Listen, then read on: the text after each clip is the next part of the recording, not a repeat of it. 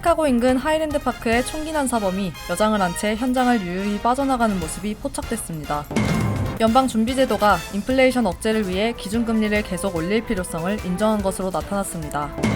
코로나19 오미크론 변이가 확산하는 중에도 뉴욕시가 코로나19 진단검사소의 절반 가까이를 폐쇄한 것으로 나타났습니다. 미국에서 이른바 레드스테이트로 불리는 공화당 우세 지역이 민주당 우세 지역인 블루스테이트보다 코로나에 따른 경제 충격에서 빠른 회복세를 보이는 것으로 나타났습니다. 뉴욕시가 불법 가짜 번호판을 사용하는 유령 차량에 대해 집중 단속을 펼치고 있습니다. 이상은 이 시각 주요 뉴스입니다.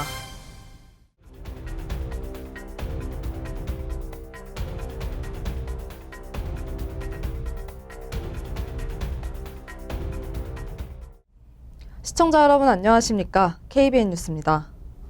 시카고 인근 하이랜드파크의 총기 난사범이 여장을 한 채 현장을 유유히 빠져나가는 모습이 포착됐습니다. 총격 사건 사망자는 7명으로 늘어났으며 용의자에게는 1급 살인 혐의가 적용됐습니다. 보도에 박준환 기자입니다. 하이랜드파크 총기 난사 사건을 수사 중인 레이크 카운티의 주요 범죄 태스크포스 팀은 어제 기자회견에서 피의자인 크리모의 총기 난사에 대해 공격을 몇 주 전에 미리 계획했다고 밝혔습니다. 수사 당국은 총기 난사범에게 7건의 1급 살인 등의 혐의를 적용했습니다. 수사가 계속되면 혐의는 더 늘어날 전망입니다. 용의자가 총격 후 여장을 한 채 현장을 빠져나가는 모습도 공개됐습니다. 크리모는 사건 당일 범행을 위해 화재 탈출용 비상사다리를 타고 현장의 건물 옥상을 올라가 범행을 했으며 여장을 한 채 현장을 빠져나갔습니다. 아비규환인 군중에 뒤섞여 현장을 이탈하기 위한 것으로 보입니다. 또한 얼굴에 문신을 가려 신분을 위장하려는 의도도 있어 보인다고 AFP 통신은 전했습니다. 그의 눈썹 한쪽 위에는 깨어난다라는 문신이 새겨져 있습니다. 경찰은 크리모가 단독으로 범행을 저지른 것으로 보고 범행 동기 파악에 주력하고 있습니다. 경찰 관계자는 기자회견에서 현재까진 인종, 종교 등 어떤 동기로 범행을 저질렀는지 정보가 파악되지 않았다고 밝혔습니다. 크리모는 과거 타인 위협 행동 등으로 정신과 치료를 받은 적이 있는 것으로 파악됐습니다. 2019년에는 가족 및 친지 등의 신고를 받고 경찰이 크리모의 집으로 출동한 사례가 2차례 있었던 것으로 확인됐습니다. 경찰은 두 번째 출동에서 크리모가 자택에 소지하던 크고 작은 흉기 16자루를 현장에서 수거했지만 크리모를 체포하지는 않았다고 밝혔습니다. KBN 뉴스 박준환입니다. 연방준비제도가 인플레이션 억제를 위해 기준금리를 계속 올릴 필요성을 인정한 것으로 나타났습니다. 연준이 오늘 공개한 6월 연방공개시장위원회 정례회의 의사록에 따르면 회의 참석자들은 경제 전망상 제약적인 정책 스탠스로 가는 것이 타당하다는데 모두 동의한다면서 높아진 물가 상승 압력이 지속될 경우 훨씬 더 제약적인 스탠스가 적절할 수 있을 것이란 가능성도 인정했습니다. 지난달 14일에서 15일 열린 FOMC 정례회의에서 연준은 28년 만에 자이언트 스텝을 단행한 데 이어 제롬 파월 연준 의장의 기자회견을 통해 7월에도 0.75%포인트 또는 0.5%포인트의 금리 인상을 예고한 바 있습니다. 따라서 제약적인 정책 필요성을 강조한 의사록 내용은 앞으로도 큰 폭의 기준금리 인상이 계속될 수 있음을 시사한 것으로 풀이됩니다. 특히 FOMC 위원들은 가파른 금리 인상이 미국의 경제 둔화를 초래하더라도 물가 잡기를 우선적으로 하겠다는 의지를 보였습니다. 의사록은 회의 참석자들은 통화정책 강화가 당분간 경제 성장의 속도를 느리게 만들 수 있다는 점을 인정했지만 물가 상승률은 다시 2%로 낮추는 것이 최대 고용 달성에도 매우 중요하다고 봤다고 전했습니다.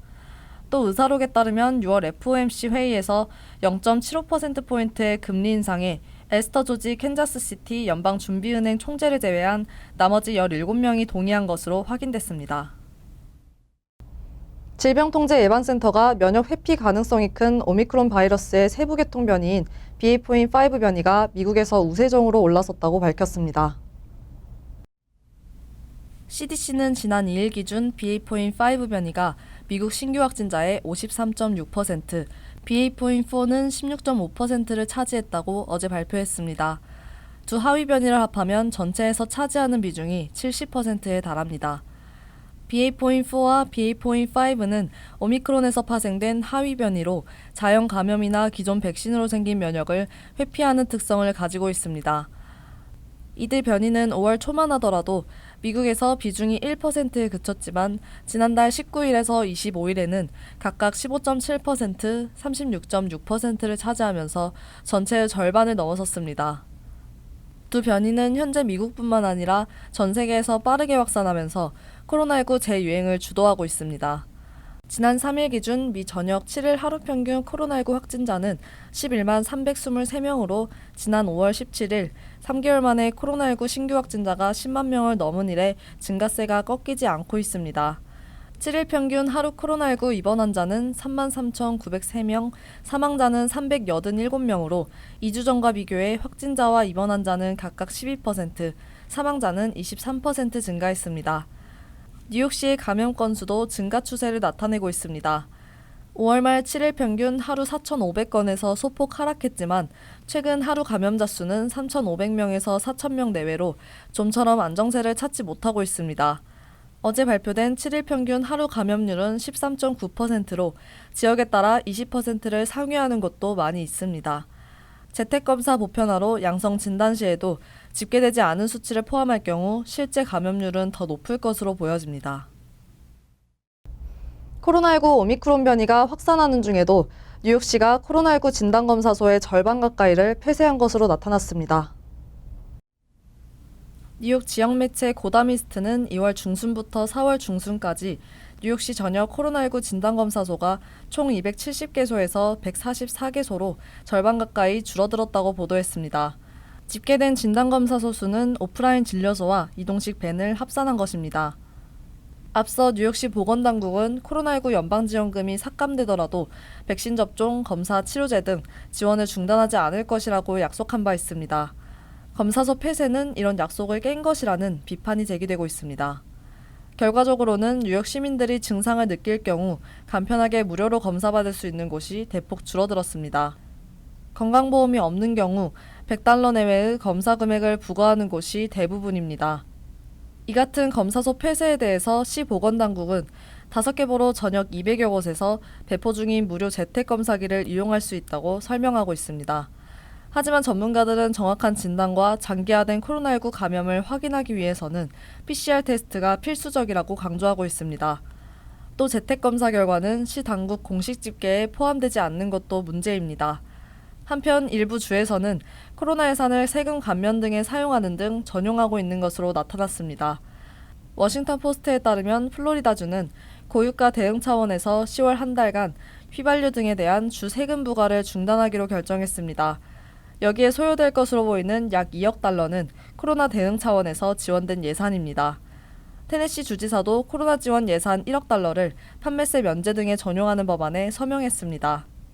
이 같은 조치로 공화당 소속 주지사가 이끄는 21개 주의 법무부 장관은 코로나 지원 예산을 전용하지 못하도록 하는 규정을 바꾸기 위해 연방법원에 소송을 제기했으며 그 결과 연방 예산을 주 정부의 감세에 사용할 수 있는 길이 만들어졌다고 워싱턴 포스트는 보도했습니다. 미국에서 이른바 레드스테이트로 불리는 공화당 우세 지역이 민주당 우세 지역인 블루스테이트보다 코로나에 따른 경제 충격에서 빠른 회복세를 보이고 있는 것으로 나타났습니다. 보도에 박준환 기자입니다. 브루킹스 연구소가 노동부 자료를 분석한 결과를 보면 코로나19 사태가 발생한 2020년 2월 이후 레드스테이트에서는 일자리가 34만 1000개 늘어난 반면 블루스테이트에서는 일자리가 130만 개가 부족한 것으로 나타났습니다. 무디스 애널리틱스가 각 주의 상품과 서비스, 고용, 신규 주택 매매 등 13개 항목으로 평가한 경제 정상화 지표에서도 최상위 15개의 주 가운데 11개의 주가 레드스테이트인 반면 최하위 10개 주 중 9개의 주가 블루스테이트였습니다. 올해 2월 기준으로 최근 1년간 우편번호가 다른 지역으로 이사한 미국인은 4,600만 명으로 2010년 이후 최고를 기록했습니다. 가장 많은 인구가 유입된 주는 플로리다, 텍사스, 노스캐롤라이나 등 레드스테이트였습니다. 반면 인구가 가장 많이 빠져나간 주는 캘리포니아, 뉴욕, 일리노이 등 블루스테이트로 나타났습니다. 전문가들은 팬데믹으로 원격 근무가 늘어나면서 주거지 선택이 자유로워진 블루스테이트 대도시의 고학력, 고임금 노동자들이 저렴한 주택, 더 나은 기후와 교통환경, 더 적은 세금을 찾아 레드스테이트로 이동했다고 분석했습니다. 아메리칸 엔터프라이즈 연구소에 따르면 2020년 4월부터 2021년 6월 사이에 인구가 가장 많이 늘어난 10개 주는 인구가 가장 많이 빠져나간 10개 주에 비해 주택 가격이 평균 23% 저렴했습니다. 인구가 많이 유입된 주들은 개인소득세 최고 세율이 평균 3.8%로 인구가 가장 많이 빠져나간 10개 주는 평균 세율이 8.0%를 한참 밑돌았습니다. 레드스테이트의 느슨한 방역 정책도 인구 유입에 기여했습니다. 벤더빌트 대와 조지아 공대의 공동 연구에 따르면 팬데믹 기간 중에는 마스크 착용과 거리두기 등 규제가 강한 지역에서 느슨한 지역으로 이동하는 경향이 관찰됐습니다. KBN 뉴스 박주단입니다. 주요 기구나 제도에 대한 미국인의 신뢰도가 역대 최저 수준으로 떨어졌다는 조사가 나왔습니다.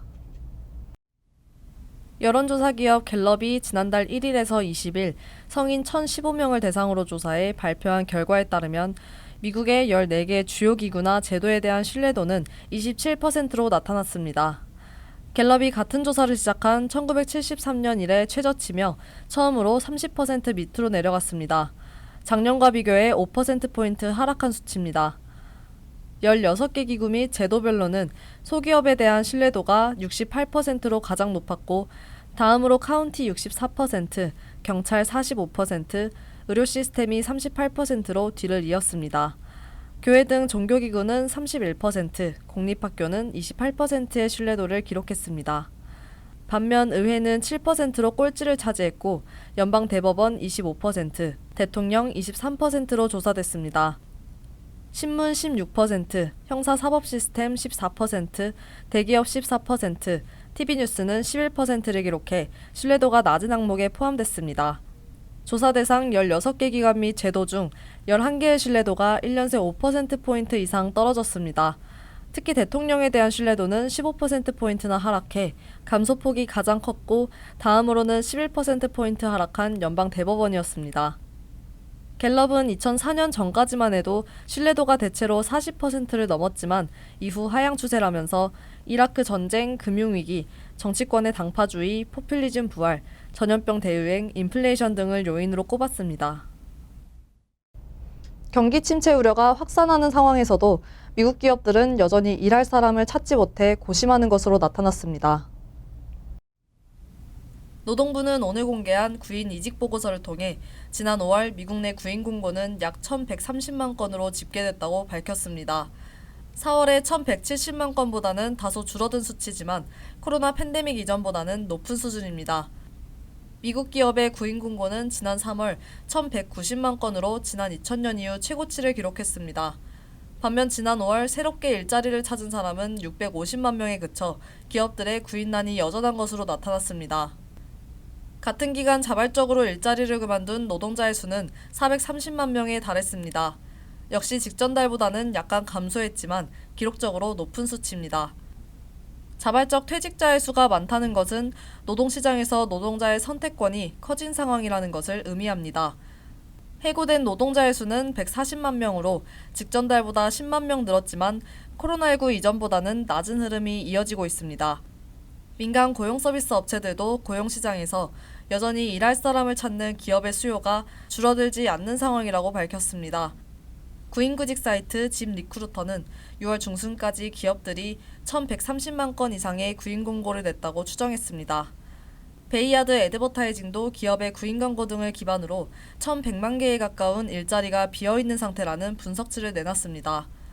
집 리크루터의 수석 이코노미스트인 줄리아 폴락은 일부 업계에선 고용난이 완화됐지만 고용시장 전반적으로는 수요가 더 많은 상태라고 지적했습니다. 미국 경제계 전반에 확산하는 경기 침체 조짐이 고용시장에선 아직 확인되지 않은 셈입니다.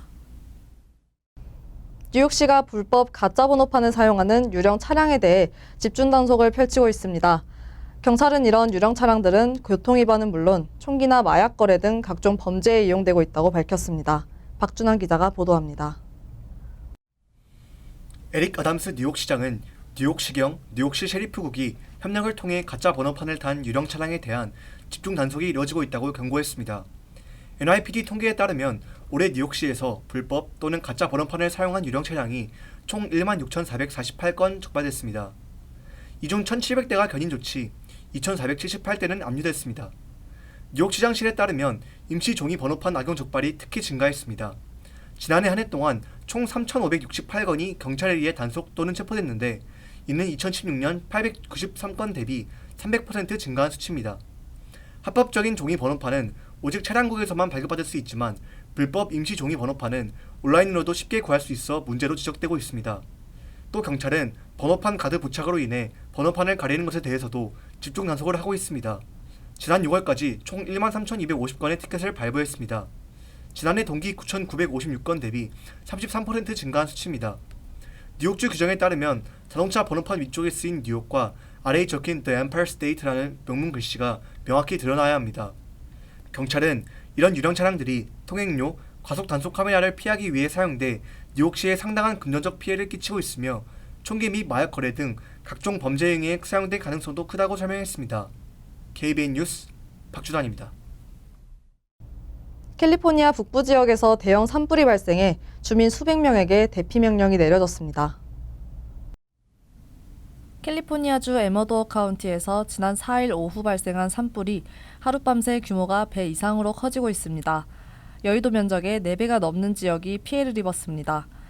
소방당국은 장기화한 가뭄으로 불길이 더 빠르게 확산하고 있다고 밝혔습니다. 에머도어 카운티 보안관실은 어제 오후 주민 수백 명에게 대피령을 내렸습니다.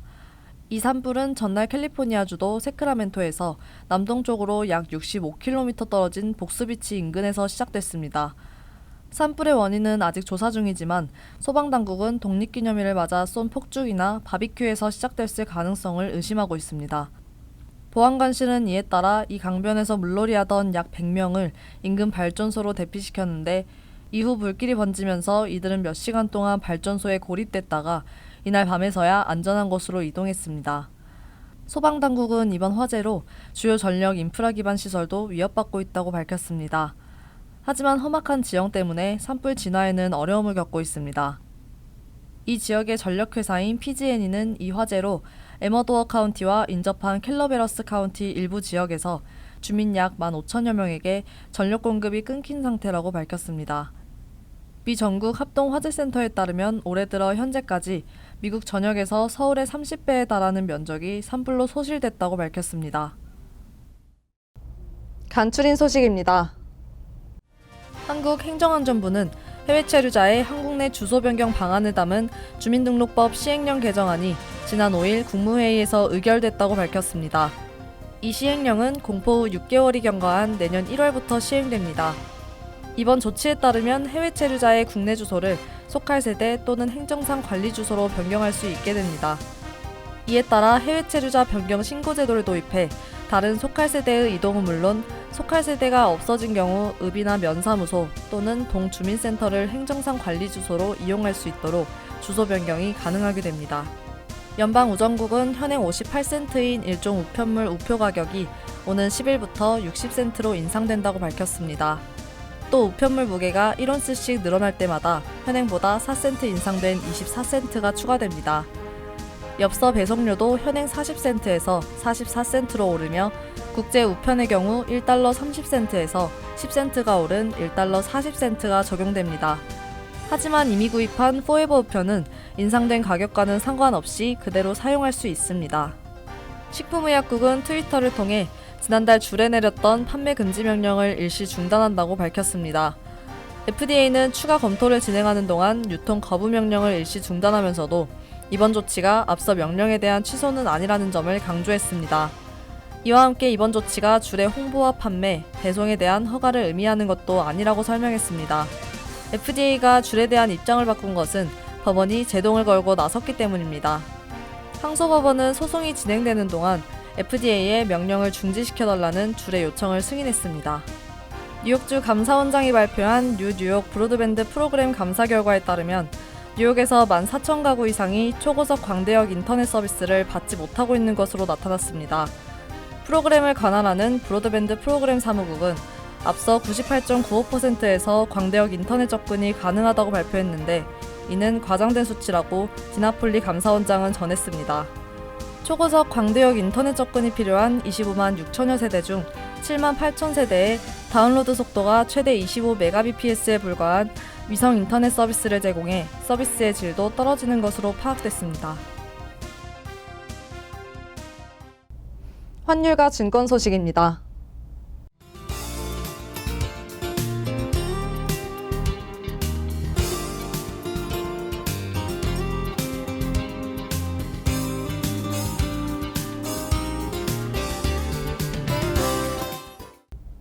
이어서 날씨입니다. 목요일은 대체로 화창하겠습니다. 낮 최고 기온은 80도, 섭씨 27도, 밤 최저 기온은 71도, 섭씨 22도로 예상됩니다. 금요일은 흐린 가운데 소나기 내릴 가능성이 있습니다. 토요일은 화창하겠습니다. 이상으로 KBN 뉴스를 마칩니다. KBN과 함께 즐거운 저녁 되시기 바랍니다.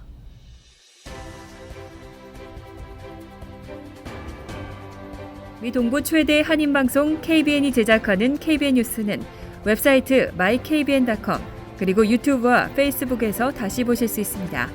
좋아요, 구독, 알림 설정은 뉴스 제작에 큰 도움이 됩니다.